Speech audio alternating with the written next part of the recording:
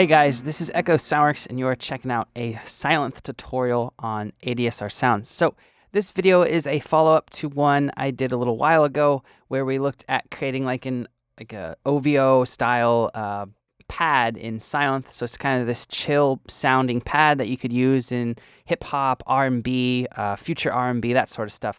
So I got a bunch of requests on that video and questions asking about a few of the other sounds in that tutorial, specifically this little bell synth.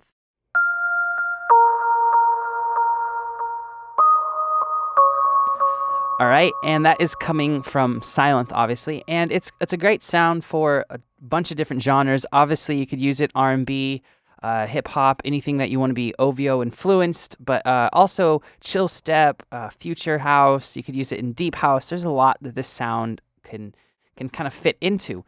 So let's look at how to recreate this. So I have a new instance of Sylenth ready to go. It's going to sound really weird without the proper release settings, but yeah.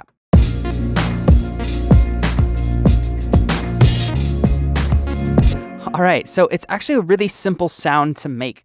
It's basically just two sine waves with some effects. So we're going to go to oscillator A1 and we're going to change this to a sine wave. And we're going to do the same thing or make sure that oscillator A2 is a sine wave as well. And then for the voices, make sure it's on 1 and give oscillator A2 one voice as well. You're going to keep it on retrigger. All right, so that should generally be the sound. Now, I'm going to work a little bit out of order because I want to get the release set, the release point set on the amp envelope first. So we're going to turn the release up to about 5.5 or somewhere close to there so we can actually hear this ring out.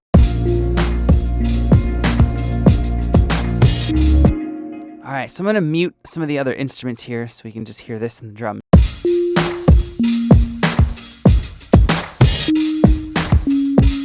All right, so let's take the octave up now to +2 in oscillator A1 and +1 in oscillator A2. So what that's going to do is it's going to help spread out the tone a little bit, make it a little bit thicker because we're using the same waveform. So typically when you use the same waveform, it makes sense to at least either detune it or to have different octaves represented so there's more of an interesting, rich sound. All right, so for the volume in oscillator A1, leave that up where it is. We're going to turn down the stereo a little bit so it's more center focused. And the volume of oscillator A2, we're going to turn down to taste.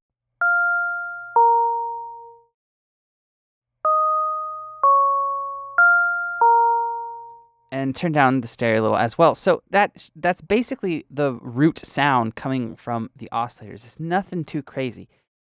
Now let's go over to the amp envelope and get that set in a little bit better. So the sustain, what we're going to do here is we don't want a lot of sustain. We want a lot of release. So turn up the sustain to around 3.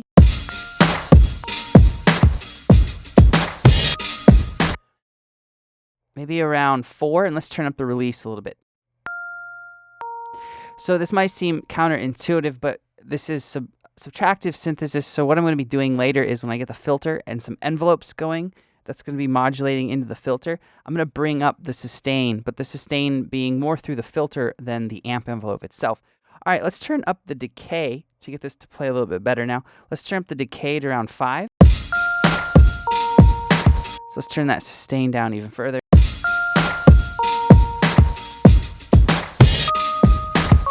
All right, so now we have this sound. The really interesting thing about these amp envelopes is I have the sustain very low. You can have it around 1 or even lower if you want. It's mainly just happening from the decay and the release. So that helps it give it that kind of bell sound. Because if you think about hitting a bell in real life, you just hit it real quick and then the sound that you hear ringing out is just the sound ringing out through the air. It's not actually a sustained pluck or a sustained bowed type thing. It's just a hit.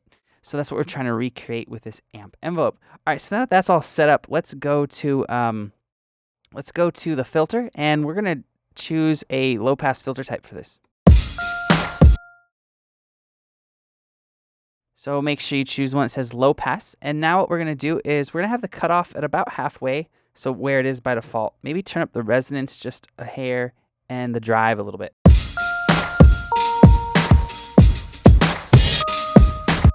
All right, now let's go down to the filter control here, and we're going to turn this down a lot. So it's going to kill a good portion of the sound. Actually going to turn it down a lot. And now what we're going to do is we're going to jump to this envelope here. And I need more control over the filter. I can't just let the filter run through the amp envelope. So what I'm going to do is I'm going to go to cutoff A, because this is just using part A. And we're going to create an envelope shape for our filter now. So for this, what I'm going to do is the decay is important. So let's turn the decay up quite high, probably around 6 or 7. All right, and then to get this actually to have an effect on the sound, I'm going to turn this little rotary knob up to 10. All right, so now it sounds weird, but let's turn up the release as well.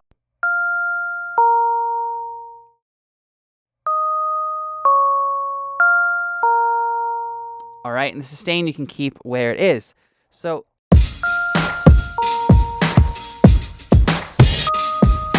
all right, now let's go over to the LFO, the LFO1, and we're going to apply a little bit of phase modulation. So you're going to choose phase A, and for the rate, what you're going to do is you're going to turn that up to about 1/16, so it's fairly quick. And the gain, we want to turn up a little so we can actually hear this effect. Maybe do around 2, somewhere around there. Let's turn this little rotary knob up so we can actually hear this happening.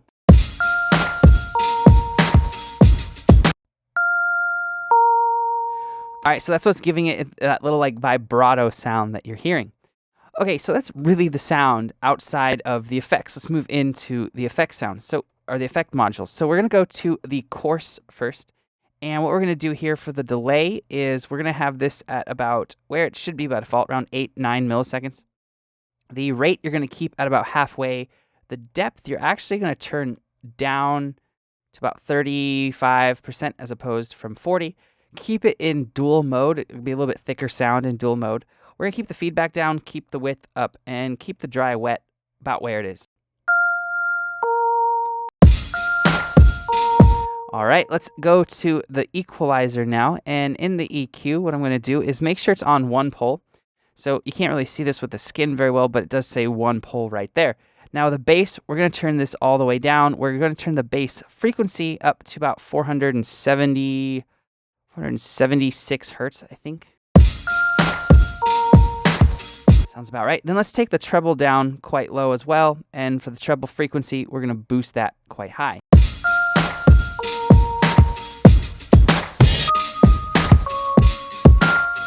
So it's kind of giving it like this nice resonating tone now.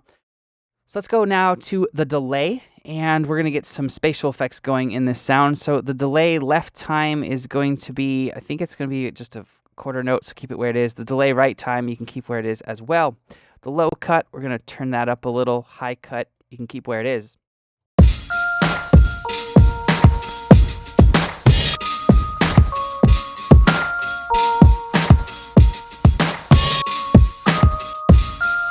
All right, so for smear and spread, keep those where they are. Feedback, you can keep where it is. The width, you can keep where it is. Let's turn the dry wet up a little.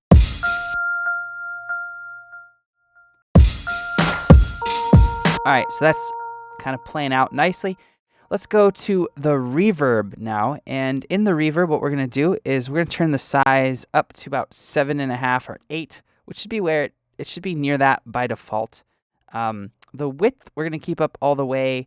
Pre-delay, you can keep where it is. Damp, you don't have to touch. Let's just turn the dry wet up a little.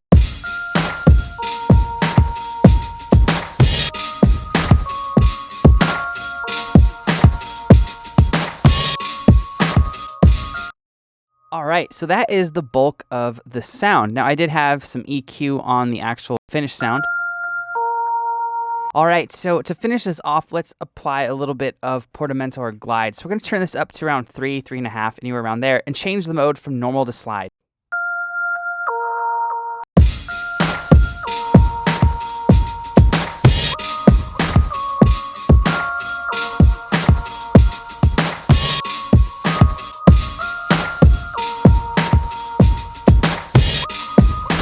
All right, and that is literally all that I did with that sound. And then, of course, I had it panned out a little bit left and right. I didn't leave everything in the center because there's a lot of other stuff happening in the center of this little demo. So I'll pan this one out a little to the left. I'll pan this out to a little to the right. and we'll bring back the other instruments and check it out.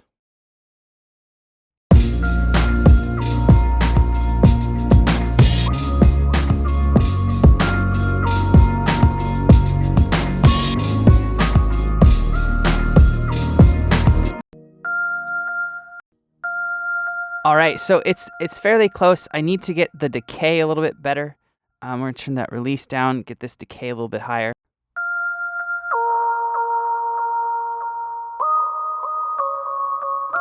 All right, and then I might actually throw on this little effect that I'll do. I'll do pitch A, apply a little bit of pitch to add a little bit of knock to the sound. All right, so that should actually finish it out a little bit nicer than how it was before. I don't remember if I did that originally on the very, very first version of this sound, but